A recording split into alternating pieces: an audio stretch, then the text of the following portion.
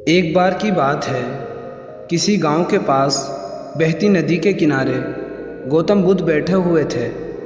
किनारे पर पत्थरों की भरमार थी, पर छोटी सी वह नदी अपनी तरल धारा के कारण आगे बढ़ती ही जा रही थी।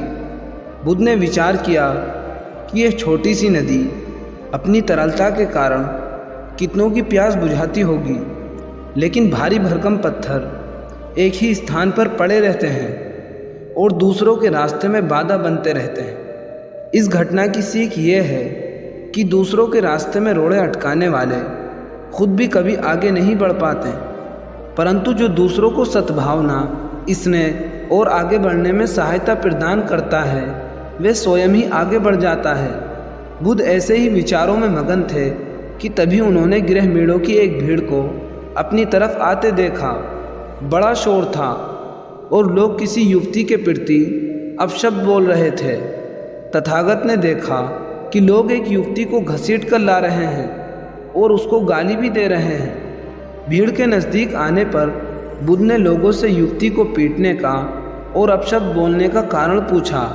लोगों ने कहा कि यह स्त्री चरित्रहीन है, इसने अपने पति को धोखा दिया है और अपने पति के अलावा किसी दूसरे इंसान के साथ शारीरिक संबंध बनाए हैं, और हमारे समाज का नियम यह है, यदि वह बेचारी स्त्री पकड़ी जाए तो उसे पत्थरों से कुचलकर मार डालना चाहिए।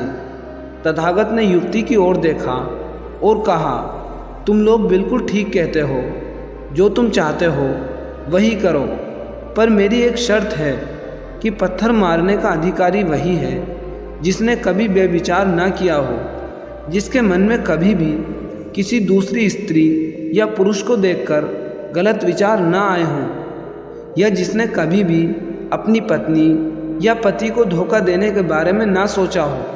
इतना कहकर तथागत शांत हो गए। चारों ओर सन्नाटा छा गया। कुछ समय बाद लोगों की भीड़ मन में पश्चाताप का भाव लिए वहाँ से विदा हो गई। इस कहानी से हमें ये सीखने को मिलता है कि हम खुद अपने प्रति न्याय कर सकते हैं, दूसरों के प्रति नहीं, क्योंकि हमारी जानकारी दूसरों के बारे में अधूरी होती है। यदि हम किसी के प्रति न्याय करना चाहते हैं तो उसे ऐसा प्यार और स्नेह देना चाहिए कि वह खुद ही अपने दोषों को स्वीकार कर ले और उन्हें दोबारा दोहराने का कभी निश्चय ना करे। तथागत ये भी कहते थे कि सबसे पहले व्यक्ति को खुद की पहचान करनी चाहिए। दूसरों के बजाय व्यक्ति खुद के बारे में ज़्यादा जानता है।